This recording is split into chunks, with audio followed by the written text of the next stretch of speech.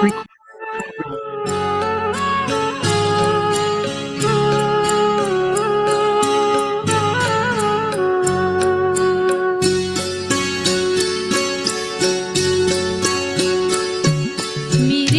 बाबा कहे दिल ये मेरे तुम हो, मेरे तुम हो।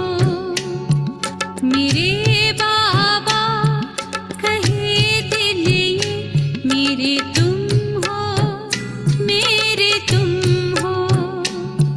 जो ख्वाबों में ख्यालों में हमेशा वो तुम ही तुम हो।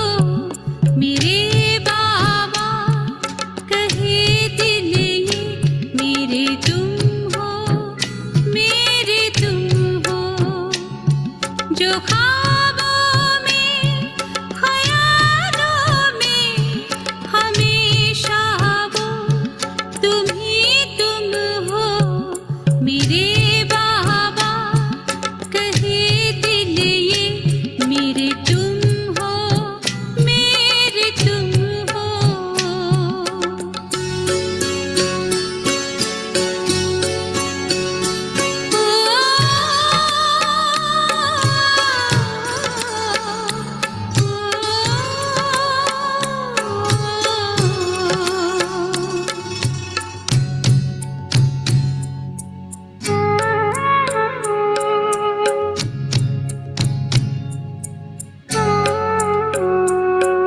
कहा तुमने मेरे बच्चे बनाया जब से है अपना।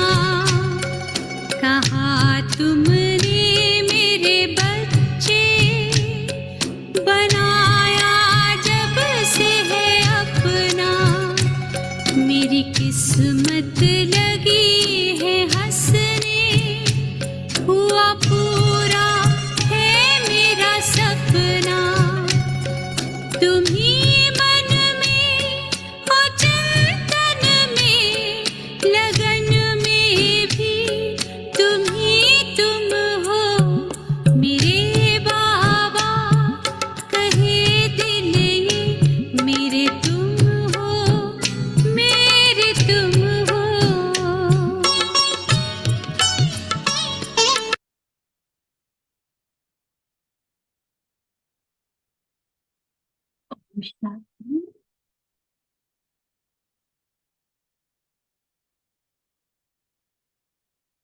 प्यार के सागर, सर्वगुणों के भंडार, सर्वशक्तिमान प्यारे बाबा की संतान, हम सभी पद्मापदम सौभाग्यशाली आत्माएं, जिन्हें भगवान की पालना का, उनका प्यार पाने का, उनसे सर्व अधिकार प्राप्त करने का यह भाग्य प्राप्त हुआ है।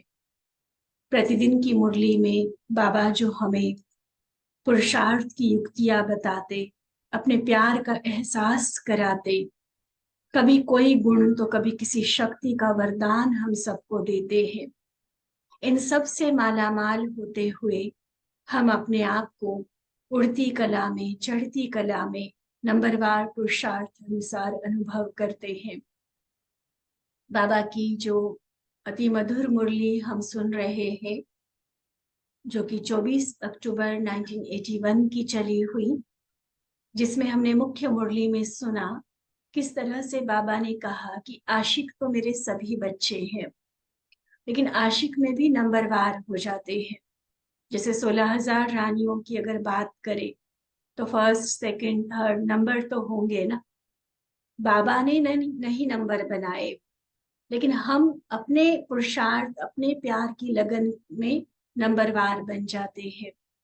और उसके 3 विशेष कारण बाबा ने बताए थे। या तो एक बाबा दूसरा न कोई, इसके बजाय कहीं न कहीं फेरा लगाने वाले बन जाते हैं। दूसरी बात बाबा ने बताई कि साजन तो सजा सजाया है, सर्व गुणों से श्रृंगार किया हुआ है, और सजनी उतना सजी हुई नहीं रहती है। भगवान जो मेरा परम माशुक है, परम साजन है, वो चमकीली ड्रेस में, और सजनी काली पुरानी दागों वाली ड्रेस पहने, अर्थात पुराने संस्कारों के पुराने मैनर्स के साथ चले, तो वो शोभा नहीं देगा। दूसरी बात बाबा ने कही थी कि बाबा जैसे अति सुंदर है, अति गुणवान है, उनके सामने चलते हुए बाबा के सामने भी कई तरह के नाज नखरे करने वाले बन जाते हैं, कई तरह के कारण, कई तरह के बहाने, और उसके कारण बाबा के समान का अनुभव नहीं करते।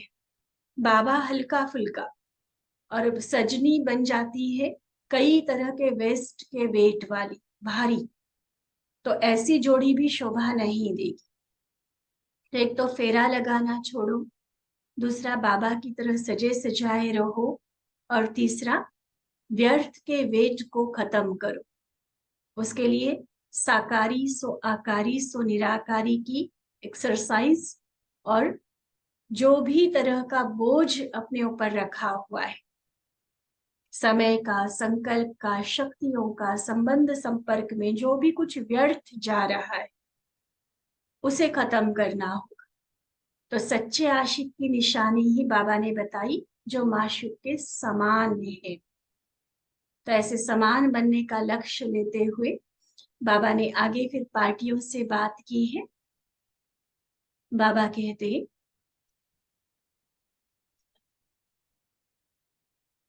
कि जिस स्थान पर पहुंचे हो, इस स्थान के महत्व को अच्छी तरह से जान लिया है।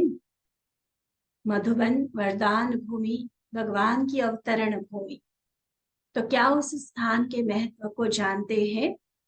पहुंचे हुए हैं सभी? मुरली की विधि यही पक्की कराई गई है ना बाबा से, कि जब भी मुरली सुने, चाहे सेंटर पर आकर हम सुनते हैं, चाहे ऑनलाइन इस साइंस के माध्यम साधन के द्वारा सुन रहे हैं, लेकिन मन की अनुभूति यही हो कि हम मधुबन निवासी हैं, बाबा के सम्मुख बैठकर मुरली सुन रहे हैं। तो जिस स्थान पर, मधुबन पावन भूमि पर हम हैं, क्या बाबा पूछते उस स्थान का महत्व जान लिया है? महान तीर्थ स्थान पर आए हो, और यहाँ आने से क्या बन गए? पुण्य आत्मा। तो सदा यही स्मृति में रखना कि हम पुण्य आत्मा है। हर संकल्प सर्व प्रति शुभ भावना और कामना का, ये बड़े ते बड़ा पुण्य है। देखो दुनिया में पुण्य की परिभाषा क्या है? किसी गरीब को धन दान कर दिया, कोई नेत्र दान कर दिया, रक्त दान कर लिया, मतलब जहां जिसको जरूरत है उस हिसाब से स्थूल चीज वस्तुओं का दान करना, इसको वो पुण्य आत्मा बनना, धर्मात्मा बनना समझते हैं। और बाबा ने आज पुण्य की नई परिभाषा हमारे सामने रखी कि अगर बड़े से बड़ा पुण्य कोई है तो वो है संकल्प के द्वारा, अपनी मनसा द्वारा हर एक आत्मा के प्रति दुआएं देना, उनके प्रति शुभ भावना, शुभ कामना रखना। इतनी बड़ी पुण्य की पूंजी इससे जमा होती जाती है, जिस आधार पर हम कई तरह की परिस्थितियों को, कई तरह के विघ्नों को बड़े आसानी से पार कर लेते हैं। तो यह बड़े ते बड़ा पुण्य। कर लिया नोट? हर संकल्प सर्व प्रति शुभ भावना और कामना रखना, यही बड़े ते बड़ा पुण्य है। तो तीर्थ स्थान पर जाकर के कुछ छोड़ कर आते हैं, कुछ लेकर आते हैं। इसलिए जो भी आपकी प्रगति में विघ्न डालने वाली चीज हो, वह छोड़ कर जाना, और सदा सदगति की ओर तीव्र गति से चलना। देखो राखी पर भी कई बार जब हम अज्ञानी लोगों को मिलते हैं तो डायरेक्टली ये नहीं बोल सकते कि आप ब्रह्मचर्य का पालन करो, काम क्रोध को छोड़ो। हम उनको इस तरीके से बताते, ये जैसे आज की मुरली में बाबा के शब्द आए कि आपकी अपनी पर्सनल जीवन में, आपके कारोबार में, आपके संबंधों में आपको जिस कारण से लगता है कि ये बाधा बन रही है, जो आपकी प्रगति को रोक रही है, जो आपके संबंधों को खराब कर रही है, जो आपको लगता है कि आपकी पर्सनालिटी का कोई फ्लॉ है, कमी है, आपको उसको छोड़ना है। तो चाहे राखी पर संकल्प करें, चाहे जैसे मधुबन में जब हम जाते हैं, तो दुनिया में भी ये रीत बनी हुई है ना, कोई हरिद्वार जाएंगे तो कोई ना कोई ऐसी चीज छोड़ कर आते, चाहे खाने की चीज या आदत के हिसाब से। तो सबसे बड़ा महान तीर्थ मधुबन है। तो बाबा दोनों तरीके की बातें यहाँ कह रहे कि जो प्रगति में बाधा बन रही है उसको छोड़ो और उन्नति की ओर तीव्र गति से आगे बढ़ते चलो। सदगति दाता के बच्चों का संग पुण्य आत्मा सहज ही बना देगा। पुण्यात्मा बनने का एक साधन शुभ भावना, शुभ काम। दूसरा साधन बाबा के बच्चों का, ज्ञानी आत्माओं का, होली हंसों का संग करना। इस संग से भी हम पुण्य आत्मा बनते जाएंगे। बाबा कहते बहुत श्रेष्ठ लक है, भाग्यवान आत्माएं। अभी इसी भाग्य को सदा कायम रखने के लिए सदा श्रेष्ठ संग, खास अंडरलाइन करा रहे बाबा। हम कहे कि हमने ज्ञान को समझ लिया, हमें पता चल गया क्या करना क्या नहीं करना, अपने आप हम अकेले चल लेंगे, नहीं हो पाएगा। बाबा ने ये श्रेष्ठ संग, श्रेष्ठ परिवार इसीलिए बनाया है कि अगर कहीं गिरने भी लगोगे तो आपस में हम एक दूसरे को थाम सकते हैं, संभाल सकते हैं। कहते कि जैसा संग वैसा रंग। तो वैसी ही सोच, वैसे ही संस्कार हमारे ऑटोमेटिकली बनते जाएंगे अगर हम श्रेष्ठ संग में, ब्राह्मणों के संग में रहेंगे। तो संग के रंग में सदा श्रेष्ठ बनेंगे। बाबा तो सभी बच्चों को सदा सिकिलधे बच्चे ही देखते हैं। अभी श्रेष्ठ वर्षे के अधिकारी बनकर चलते चलो, थोड़े में खुश नहीं हो जाना। जब सागर की ऑफर है तो बूंद में खुश क्यों हो जाना। दाता के बच्चे थोड़े में खुश नहीं होते, सब कुछ लेते हैं। तो पूरा ही वर्षा, पूरा अधिकार लेना है। इसको कहा जाता है सदा श्रेष्ठ भाग्यवान आत्माएं। तो पार्टियों के साथ साथ पार्टी को लाने वाली टीचर्स बहनें भी बाबा के सामने हैं। बाबा टीचर्स बहनों को देखते हुए बोल रहे हैं। ऐसे तो सभी के काम के महावाक्य है ये, फिर भी टीचर्स को विशेष सम्मान देते हुए बाबा कहते सभी बाप दादा की विशेष सहयोगी आत्माएं हो। सहयोगी वही बन सकता है जो स्नेही है। जहां स्नेह होगा वहां सहयोग देने के सिवाय रह नहीं सके। देखो, चाहे घर परिवार में है, चाहे इस अलौकिक परिवार में है, इवन जहां कहीं भी हम ऑफिस आदि में जॉब करते हैं, एक होता है कि मेरी जो ड्यूटी है, मुझे जो जिम्मेवारी दी गई है, मुझे जो काम करना है, बस मैं उतने तक फोकस हूँ। ये तो अच्छी बात है, करना भी चाहिए। लेकिन जहां स्नेह होगा ना, वहां हम दूसरे को भी सहयोग देने के लिए जरूर तैयार हो। चाहे वो मेरी ड्यूटी नहीं होगी, मुझे किसी ने कहा नहीं है कि तुमने ये करना है, लेकिन प्यार है ना उस व्यक्ति से, तो ऐसा नहीं होगा कि वो काम कर रहा है और मैं सिर्फ बैठी हूँ। मेरा काम हो गया पूरा, मैं उसके काम में भी हाथ बटाऊंगी। ये स्नेह की निशानी है। और जहां स्नेह नहीं होगा ना, वहां सामने से अगर कोई कह भी देगा ना कि चलो तुम्हारा काम पूरा हो गया है, थोड़ा तुम फ्री हो, उसको मदद करो, तो भी कोई ना कोई बहाना लगा देंगे। चाहे तबीयत का, चाहे और नहीं ये काम, तो भी निकाल के बैठ जाएंगे। क्यों? क्योंकि जिस व्यक्ति के लिए कहा गया है कि सहयोग दो, उसके साथ मेरा दिल का प्यार नहीं है।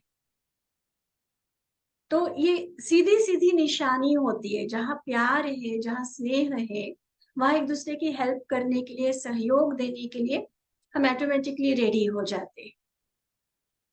इसलिए कहा बाबा ने कि जहां स्नेह है वहां सहयोग देने के सिवाय रह नहीं सकेंगे। तो सेवाधारी अर्थात स्नेही और सहयोगी, साथ रहने वाले, साथ देने वाले, और फिर है लास्ट में साथ चलने वाले। ठीक है, स्नेही की निशानी, सारे स के शब्द आ रहे हैं, नोट करना, दोबारा पढ़ते हैं। सेवाधारी अर्थात स्नेही और सहयोगी, ठीक है। फिर साथ रहने वाले, अभी भी बाबा से कंबाइंड होकर रहेंगे। साथ देने वाले अर्थात सेवाओं में जो हम सहयोगी बनते हैं। और फिर लास्ट में साथ चलने वाले, बराती बन के नहीं, बाबा की सजनी बन के, साथी बनकर साथ चलने वाले, ठीक है। साथ रहना, साथ देना और साथ चलना, बड़ी प्यारी बात है। देखो, एक दूसरे को भी ब्राह्मण परिवार में कभी मिलो तो ऐसे ऐसे पॉइंट्स पर चर्चा कर लिया करें। चाहे घर में अगर एक से अधिक ज्ञानी आत्माएं हैं, कहीं हम ब्राह्मणों के ग्रुप में हैं, ऐसे ही बैठे हैं, ट्रैवल कर रहे हैं, तो ऐसी सुंदर बातों की चर्चा कीजिए कि साथ के बारे में बाबा ने क्या क्या बताया है, साथ के कितने मतलब निकलते हैं। देखो, कहने को एक वर्ड है, लेकिन उसके साथ जुड़ने वाले वर्ड के आधार पर भाव कितना अलग अलग हो जाता है। किया ना नोट? साथ रहना, साथ देना और फिर है लास्ट साथ चलना, तीनों में एवर रेडी। साथ रहना और देना अभी है और चलना फिर पीछे है। जब ये दोनों बातें ठीक होगी, साथ रहना योग हो गया, साथ देना सेवा हो गई। जब ये दोनों बातें ठीक होंगी तो तीसरे की डेट भी पता चलेगी, वो भी जल्दी दिन आ जाएगा।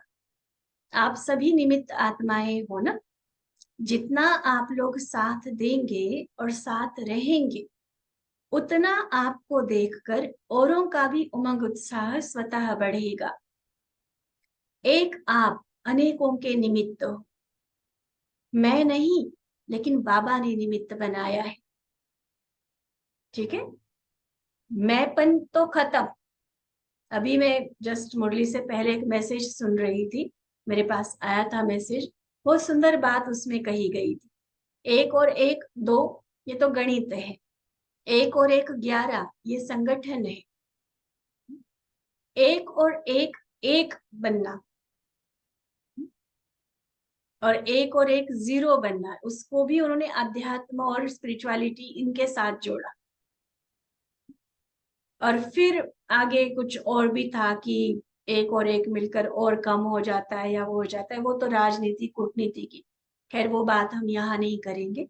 लेकिन ये बात कि मैं ना रहूं तो तू न रहे, मैं और मेरापन के अस्तित्व को ही हम खत्म कर दें कि जो कर रहा है बाबा कर रहा है, मैं तो सिर्फ निमित्त हूं। तो निमित्त वाले को कोई अभिमान, कोई मान शान की बात नहीं होती है। बाबा करवा रहा है, मैं तो कठपुतली बनकर नाच रही हूँ बस।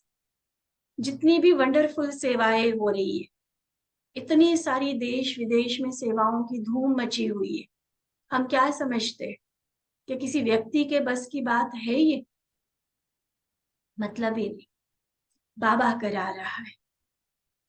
किसी को हम वारिस बनाते हैं, उसमें भी मैंपन आ जाता है, मैंने उसको ज्ञान में चलाया, मतलब ही नहीं है।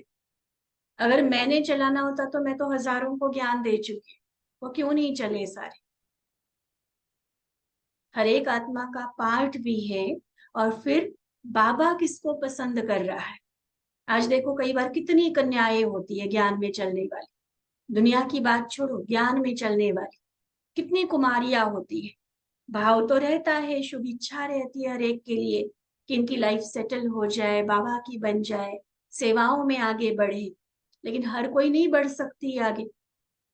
कई बार बहुत संकल्प चलता है, फिर हम अपने आप को समझा देते हैं, भाई बाबा को भी तो पसंद आनी चाहिए, बाबा को भी तो वो योग्य इंस्ट्रूमेंट लगना चाहिए।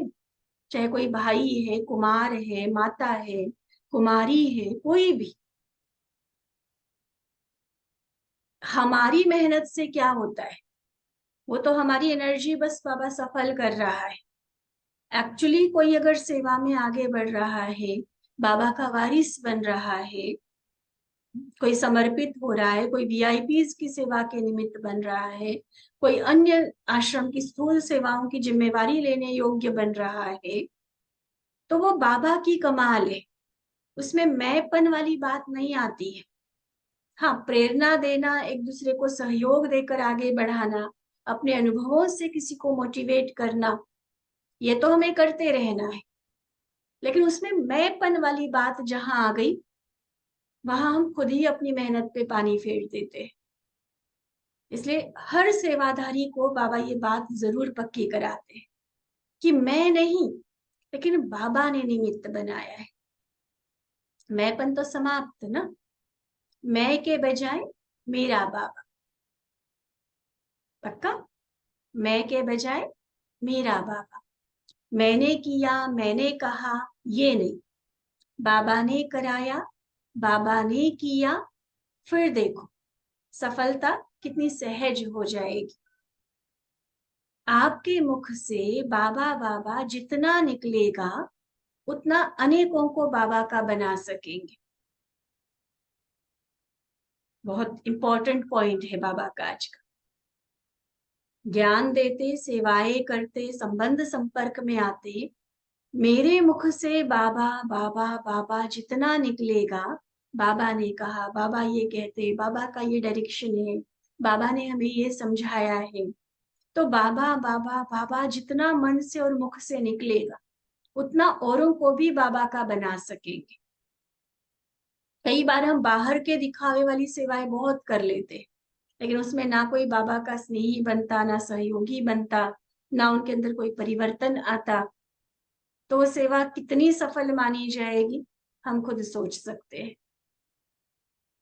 तो बाबा एक सुंदर सी युक्ति बता रहे, खुद बाबा बाबा बाबा बाबा करते रहो, तो अनेकों को बाबा का बना सकेंगे। सबके मुख से यही निकले, क्या निकले? कि इनकी तो तात और बात में बाबा ही बाबा है। याद करो दादियों के भाषण, दादियों की क्लासेस, कितना प्यार से, उनके तो बाबा शब्द में ही एकदम सुनते ही जैसे दिल गदगद हो जाता है, रोम रोम जैसे खिल जाता है। उस प्यार से, उस गहरी लगन से बाबा शब्द कहना हम सीख जाए। जो बात और तात अर्थात लगन में होगी, वही तात वही बात होगी। बाप दादा छोटी छोटी कुमारियों की हिम्मत और त्याग देखकर हर्षित होते हैं। ये टीचर्स तो कुमारियां ही होती है ना। बड़ों ने चख कर फिर त्याग किया, गृहस्थियों ने गृहस्थ का जो भी है अच्छा बुरा अनुभव करके फिर उसका त्याग किया। वह कोई बड़ी बात नहीं है, चख कर देखा और छोड़ दिया। लेकिन इन्होंने तो पहले ही समझ का काम कर लिया है, उल्टी सीढ़ी चढ़े ही नहीं है। जितनी छोटी उतनी बड़ी समझदार। फिर मधुबन में जो उस समय सेवाधारी पहुंचे हैं, बाबा उन सेवाधारियों से बात कर रहे हैं। बाबा कहते जितना बड़ा महत्व यज्ञ का है, उतना ही यज्ञ सेवाधारियों का भी महत्व है। आज मधुबन में इतनी जो बेहद की सेवाएं चल रही है, ऐसा नहीं कि सिर्फ बाबा मिलन के टाइम 20-22 हजार पहुंच रहे हैं। पूरा साल, हर महीने कितनी कितनी कॉन्फ्रेंसेस हो रही है, कितने शिविर चल रहे हैं, कितनी योग भट्टियां चल रही है। हर कैंपस बिजी है मधुबन का। मधुबन, ज्ञान सरोवर, शांतिवन, मनमोहिनी वन, आनंद सरोवर, मान सरोवर, पैरेलल एक साथ कई कई प्रोग्राम्स चल रहे हैं। कहीं ट्रेनिंग चल रही है, कहीं मीटिंग चल रही है, कहीं कॉन्फ्रेंस चल रही है, कहीं शिविर चल रहा, कहीं योग भट्टी चल रही है। और उस हिसाब से ये सारी सेवाएं सुचारू रूप से चले, उसके लिए मधुबन के समर्पित भाई बहनों के साथ जो सेंटर्स के जो सेवाधारी जाते, उनका योगदान भी बहुत इंपॉर्टेंट होता है। अभी भी देखो हमारे सेवाधारी गए हुए हैं, हर जोन को टर्न देते कि ये महीना आपका, ये महीना आपका। तो ऐसे सेवाधारी जो पहुंचते, बाबा देखो उनकी भी कितनी कितनी रिस्पेक्ट करते हैं, कितने प्यार से सम्मान बाबा उनको दे रहे, कि जितना यज्ञ का महत्व, उतना ही यज्ञ सेवाधारियों का महत्व। इसलिए कभी ना टाइम निकाल कर, चलो अपने लिए हम मधुबन जाए, वो एक बात है, बाबा मिलन में भट्टी में गए, वो तो जरूरी है अपनी स्वोन्नति के लिए। लेकिन कभी 8 दिन, 10 दिन, 15 दिन निकल निकल के सेवा में भी जाना चाहिए। देखो अपनी अपनी सेटिंग कैसे, जिम्मेवारियां हर एक के सामने है, लेकिन फिर भी कई बार क्या होता है कि जिस सेंटर पर ज्यादा लोग आते हैं या यूथ होते हैं, तो कर्मणा सेवा सिर्फ यूथ ही करते रहते हैं, जबकि हर किसी को कर्मणा सेवा का कुछ न कुछ हिस्सा उठाना चाहिए, कुछ न कुछ जिम्मेवारी होनी ही चाहिए। चाहे मधुबन यज्ञ में 15 दिन जाकर नहीं कर सकते, तो सेंटर पर जो कितनी तरह की सेवाएं चलती है उसमें भी हम सेवा करते, तो वो भी तो यज्ञ सेवा बनती है ना, उसका भी अपना पुण्य जमा होता है। आज पुण्य आत्मा की बात बाबा सुना रहे हैं ना, तो यज्ञ सेवा करना ये भी बहुत बड़ा पुण्य का खाता जमा होता है। और आज तो बाबा यज्ञ के साथ साथ यज्ञ सेवाधारियों को भी वही महत्व दे रहे हैं। इसी सेवा का यादगार अब तक अनेक धर्म स्थानों में कायम है। जो पीछे धर्म स्थान बनते हैं, उन स्थानों की सेवा का भी महत्व समझते हैं। जैसे देखो गुरुद्वारों में कार सेवा जाकर के करते हैं, कोई चप्पल साफ कर रहा है, कोई झाड़ू लगा रहा है, कोई वो बाकी सारी चीजों में सफाई, भंडारे में कोई लगे, कोई कहाँ लगे, कितना महत्व समझते हैं उसका। कोई बर्तन साफ कर रहा है, कोई कुछ कर रहा है, उसको सेवा माना जाता है कि उस धर्म स्थान पर जाकर, गुरुद्वारे में जाकर हम सेवा कर रहे हैं, कार सेवा, कर्मणा सेवा कर रहे हैं।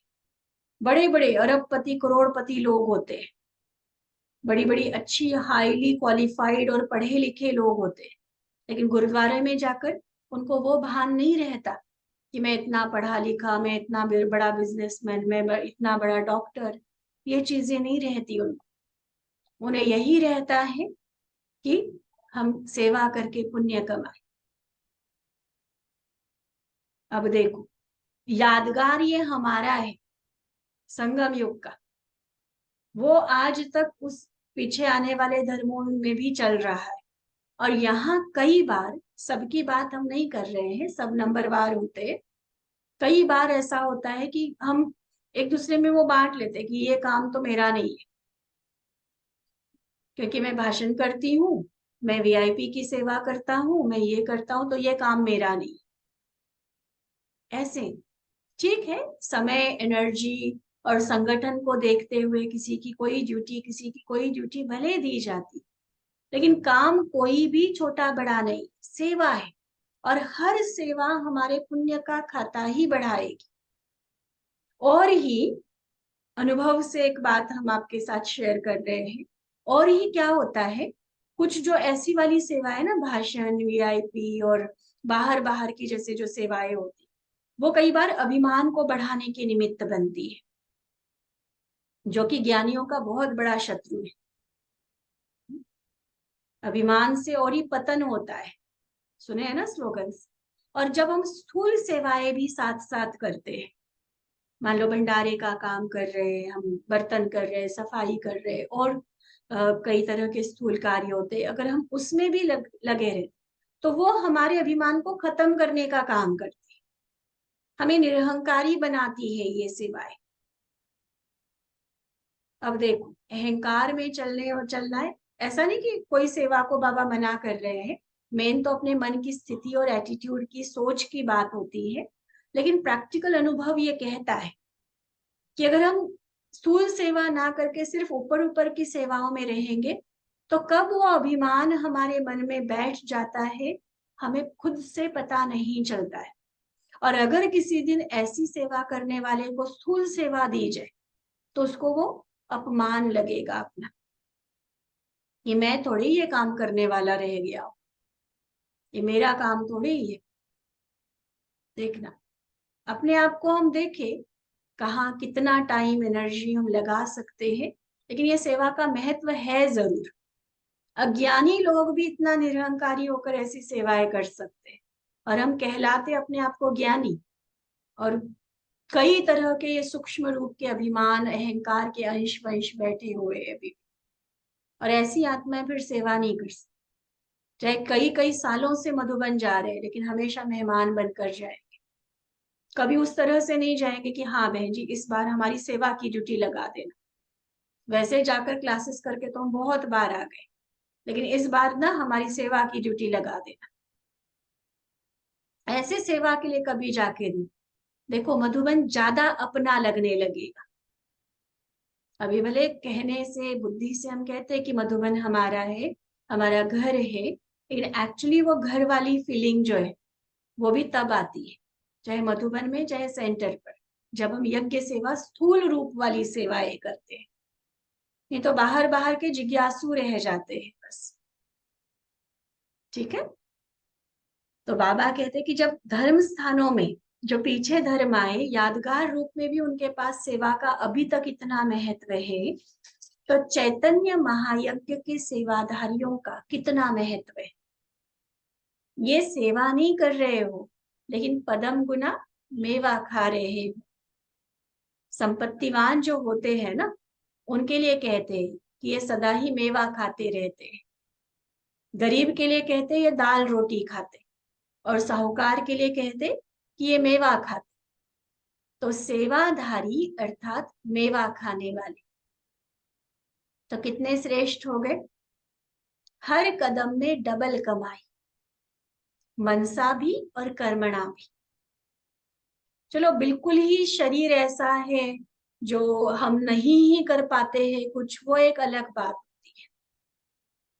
इतने बुजुर्ग हो गए, 70-80 साल के हो गए, तो सेवा नहीं कर पा रहे, वो एक अलग बात होती है। लेकिन अगर शरीर से हम अपने घर में कुछ कर रहे हैं, कर्म वहां पर भी चल रहे हैं, तो बाबा के यज्ञ में थोड़ा भी क्यों नहीं करना। डबल कमाई हो जाती है इसमें, कर्मणा भी, और प्रैक्टिकली याद रहता है कि हम बाबा के घर में सेवा कर रहे हैं, तो बाबा तो याद रहता ही रहता है। मनसा सेवा भी हो जाती है। तो मनसा और कर्मणा डबल कमाई। मनसा अर्थात याद में रहकर सेवा करते हो तो डबल कमाई हो गई ना। तो कौन कितनी कमाई करता है वो हर एक स्वयं जान सकता है। देखो बाबा ने ना हर बात एक्सप्लेन कर देनी है। चेक हम अपने आप को खुद करें कि हम कितना कमाते हैं। सेवा का भंडार भरपूर है। महायज्ञ अर्थात सेवा का भंडार, सेवा का भंडार भरपूर है। अब जो जितनी करे, कोई ये नहीं कह सकता कि मुझे कोई सेवा नहीं मिली। भरपूर स्कोप है सेवा का।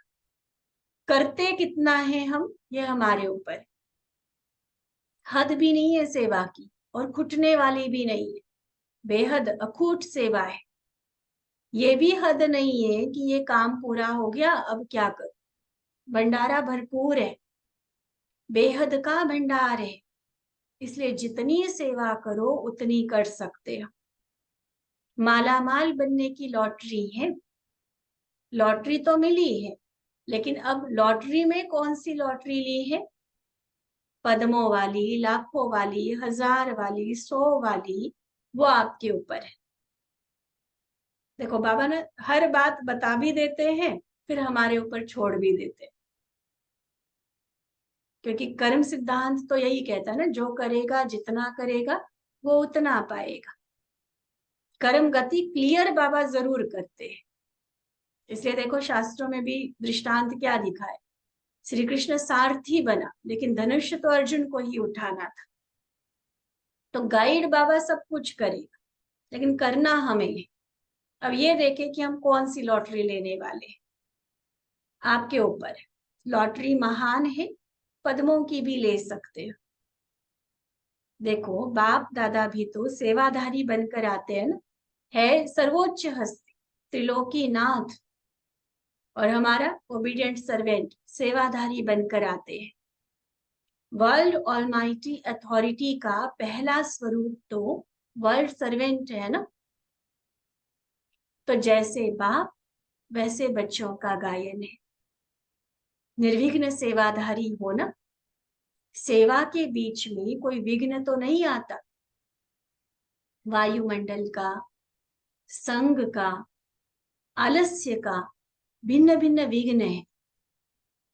तो किसी भी प्रकार का विघ्न आया तो सेवा खंडित हो गई। यह भी कुछ दिन पहले शायद इसी मुरली के आधार पर वो वरदान था, निर्विघ्न सेवाधार। वायुमंडल का, संग का, आलस्य का, किसी भी तरह का विघ्न मेरी सेवा को खंडित तो नहीं करता है। अखंड सेवा, किसी प्रकार के विघ्न में कभी भी नहीं आना। निर्विघ्न सेवा उसका महत्व है।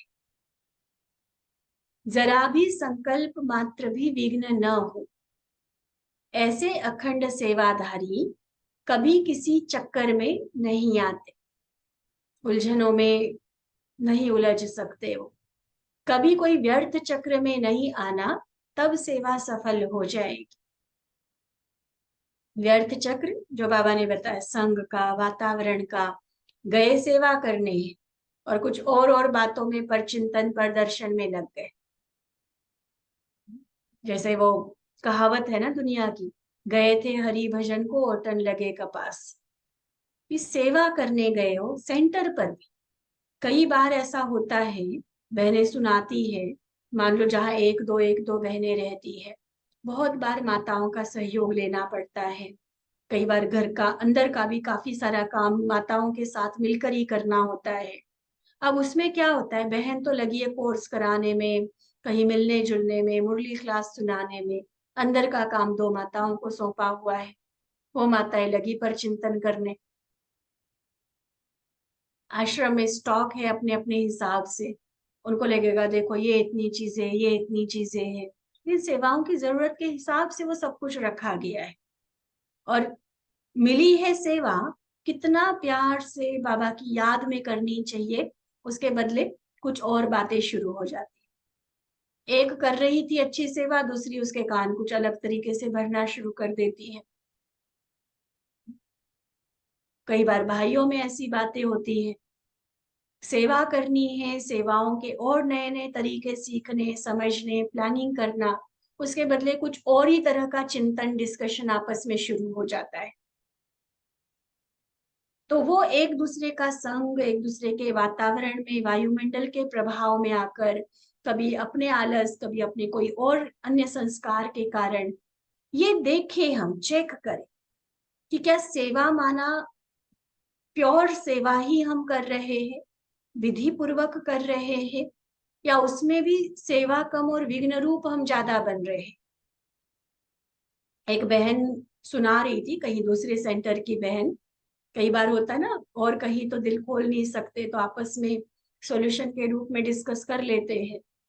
सेवा इतनी है उस बहन के पास, इतनी है, और उस हिसाब से स्थूल सेवा, घर संभालना, किचन संभालना, उन चीजों के लिए टाइम ही नहीं मिल पाता उसको। तो कहीं ना कहीं माताओं को अंदर लेना पड़ता है। गुरुवार का भोग बनना, टोली बनना, अकेले कितना क्या हो पाएगा। और वो बता रही थी कि जब जब जिनको अंदर किया, वो आपस में कुछ और बातें लेकर शुरू हो जाते हैं। कैसे हम किससे सेवा लें, आप सोचो। अब वो बहन सेवा करे या उन्हीं उलझनों में उलझती रहे, क्या ये सेवा हुई? नहीं हुई ना सेवा। इसलिए इन बातों को, जो अखंड सेवा और निर्विघ्न सेवा, इन दोनों शब्दों के भाव को हम सही रूप में समझें।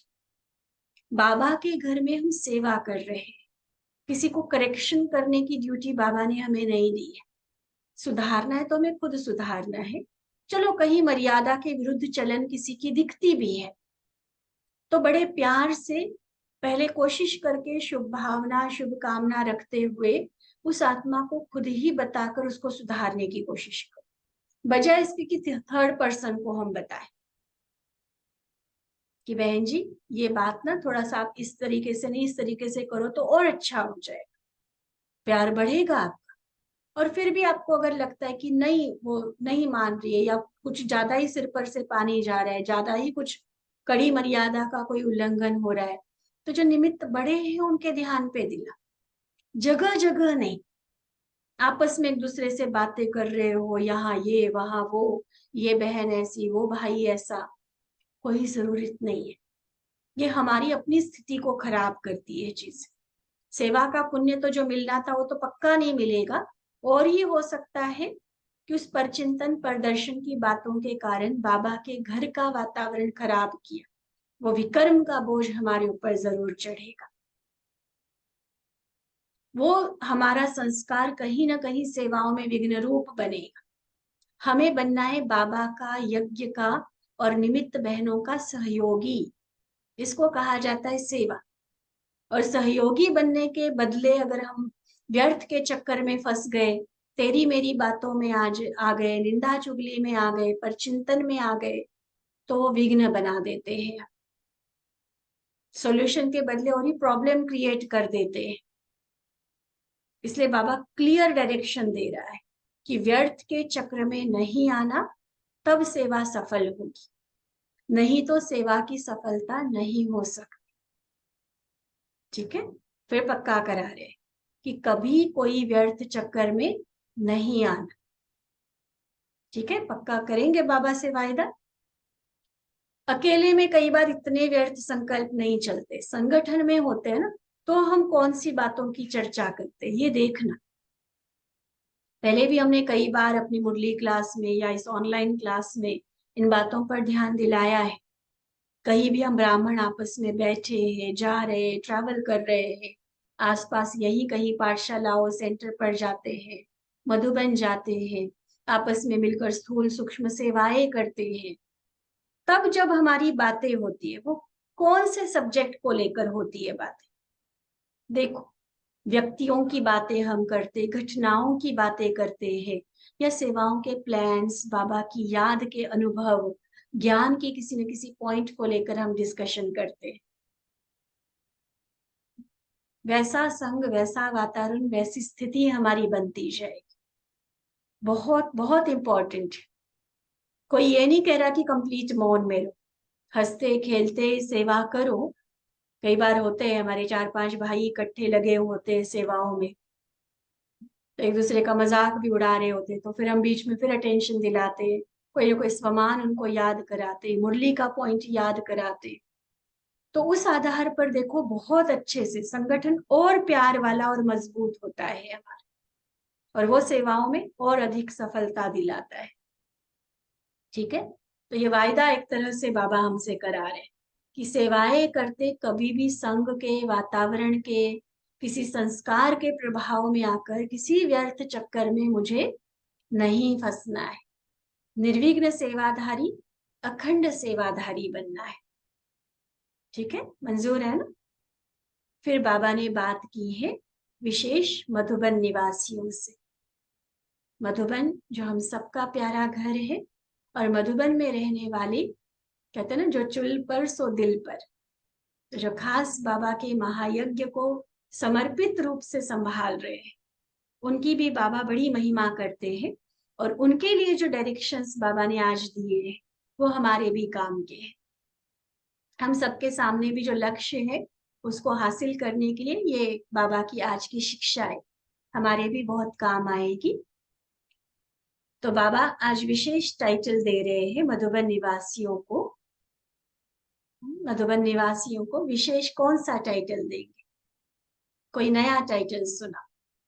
तो जैसे अभी कौन सी नई चीज मधुबन में लगाई है, तो ये वो समय था जब मधुबन में नई नई फोटोस्टेट मशीन लगाई गई थी, जेरोक्स मशीन। तो मधुबन निवासी फोटोस्टेट कॉपी है, जैसा बाप वैसे बच्चे, बाबा की कॉपी बन जाओ। उस मशीन में जैसे हूबहू होता है ना, किसी को सामने पेज देकर कहा जाए कि इसको लिखो तो गड़बड़ कर सकता है लिखने में, लेकिन फोटोकॉपी कर ली हमने, क्या होगा? एज इट इज, जैसा जहां जो लिखा है वही लिखा जाए। मशीन की यही विशेषता होती है ना कि जरा भी फर्क नहीं पड़ आता उसमें। तो मधुबन निवासी फोटोकॉपी हो, हम अपने को भी ये सम्मान दे सकते हैं पुरुषार्थ के लिए। मधुबन है मशीन और मधुबन निवासी है फोटो। तो आपके हर कर्म विधाता की कर्म रेखाएं बताए। ऐसे इतने प्यारे शब्द तो बाबा ही बोल सकता है। देखो, आपका हर कर्म विधाता की कर्म रेखाएं बताए, कर्म द्वारा ही भाग्य की लकीर खींचते हो। तो आप सबका हर कर्म श्रेष्ठ भाग्य की कर्म की लकीर खींचने वाला है। आपका हर कर्म श्रेष्ठ भाग्य की कर्म की लकीर खींचने वाला हो। जैसे बाप दादा का हर कर्म स्व के प्रति और अनेकों के प्रति भाग्य की लकीर खींचने वाला रहा, ऐसे ही बाप समान। मधुबन में इतने साधन, इतना सहयोग, इतने श्रेष्ठ संग प्राप्त है, अप्राप्त नहीं कोई वस्तु मधुबन के भंडारे में। तो सर्व प्राप्तिवान अर्थात क्या हो गए, संपूर्ण हो गए ना, किसी बात की कमी नहीं है ना। अगर कमी है तो स्वयं के धारणा की। अटेंशन इस पर। बाबा कहते हैं सदा एक निजी संस्कार इमर्ज रूप में रहना चाहिए। वो कौन सा? कर्म में सफलता पाने के लिए ब्रह्मा बाप का निजी संस्कार कौन सा था, जो आपका भी वही संस्कार हो। एक बहुत सुंदर पाठ बाबा पढ़ा रहे हैं, जो ब्रह्मा बाबा का विशेष संस्कार था, और उसी संस्कार को अगर हम धारण करेंगे तो सेवा में संपूर्ण सफलता मिल सकती है। हर कर्म श्रेष्ठ भाग्य बनाने वाला बन सकता है। कौन सा होगा वो संस्कार? बाबा कहते हाँ जी के साथ साथ पहले आप। हाँ जी का पाठ तो हो ही हो, बाबा जो कहते, बड़े निमित्त जो कहते हैं उसमें तो हाँ जी आज्ञाकारी तो बने ही, लेकिन पहले आप एक दूसरे को आगे से आगे बढ़ा। पहले मैं नहीं, पहले आप। तो जैसे ब्रह्मा बाप ने पहले जगदम्बा को आगे किया ना, कोई भी स्थान में पहले बच्चे, हर बात में बच्चों को अपने से आगे रखा, तो नंबर वन किसका हुआ? आगे रखा बच्चों को, नंबर वन ब्रह्मा बाबा बन गए। जगदम्बा को अपने से आगे रखा ना, तो पहले आप करने वाला ही हाँ जी कर सकता है। इसलिए मुख्य बात है पहले आप, लेकिन शुभ भावना से, कहने मात्र नहीं। कई बार ना हम बाबा के शब्द तो यूज करेंगे लेकिन ताने टोंटिंग की तरह यूज करेंगे, ऐसे रियल दिल की शुभ भावना से, शुभ चिंतक की भावना से, शुभ भावना और श्रेष्ठ कामना के आधार से पहले आप करने वाला ही स्वयं ही पहले जाता है। पहले आप कहना ही पहला नंबर होना है। जैसे बाबा ने जगदम्बा को आगे किया, बच्चों को पहले किया, लेकिन फिर भी नंबर वन गया ना। इसमें कोई स्वार्थ नहीं रखा, निस्वार्थ पहले आप कहा, करके दिखाया। ऐसे ही पहले आपका पाठ पक्का हो। इसने किया अर्थात मैंने किया। इसने क्यों किया? मैं ही करूं, मैं क्यों नहीं करूं, मैं नहीं कर सकता हूं क्या, ये भाव नहीं। कई बार ना सेम क्वालिटी वाली, सेम योग्यताओं वाली आत्माएं होती है, उनके बीच ये ज्यादा होता है कि हमेशा उसको ही चांस क्यों, मुझे क्यों नहीं, ये काम तो मैं भी कर सकता हूँ, बहन जी ने उसको ही क्यों पूछा, उसको ही क्यों आगे किया, उसको ही क्यों स्टेज पे चांस मिला, उससे बढ़िया तो मैं बोल सकता हूँ। नहीं, जितना रिस्पेक्ट देंगे एक दूसरे को, जितना मान से प्यार से एक दूसरे को आगे बढ़ाएंगे, उतना खुद आगे से आगे बढ़े हुए ही रहेंगे। लेकिन बहुत बाबा ने ऑनेस्ट चेकिंग वाली बात की, स्वार्थ भाव से भी नहीं कि काम से जीव चुराना है इसलिए किसी और को आगे करो कि तुम ये करो तो अच्छा है। ना स्वार्थ भाव हो, ना किसी को नीचा दिखाने की भावना हो, हाँ वो करेगा ना तो पता चलेगा, नहीं। बहुत दिल की शुभ भाव कि देखो उनको भी हम चांस दे, उनको भी आगे बढ़ाए। हमने ये सेवाएं करके जो अनुभव पाए हैं, उन अनुभवों की खान उनके पास भी आ जाए, उनको भी लोग जाने, उनके आधार पर भी बाबा की पहचान हो। इतनी प्यार, शुभ भावना, श्रेष्ठ कामना से एक दूसरे को आगे बढ़ाओ। पहले आप कर, एक ही परिवार है ना, एक ही तो कॉमन पर्पज है हमारा, बाबा की प्रत्यक्षता करना। अब भाषण चाहे मैंने किया चाहे आपने किया, अवार्ड चाहे बड़े बहन जी के नाम से मिला चाहे छोटी बहन के नाम से मिला, प्रत्यक्षता तो बाबा की हो रही है ना, बाबा के कार्य की हो रही है। तो इसलिए उसमें मैं तू ये वाली बातें रहती ही नहीं। यहाँ तो हम हैं, और हमसे भी बढ़कर फिर बाबा है। तो बाबा का कार्य हम कर रहे हैं, जैसे एक छोटी सी स्टोरी शेयर करते हैं शॉर्ट में, टाइम हो रहा है।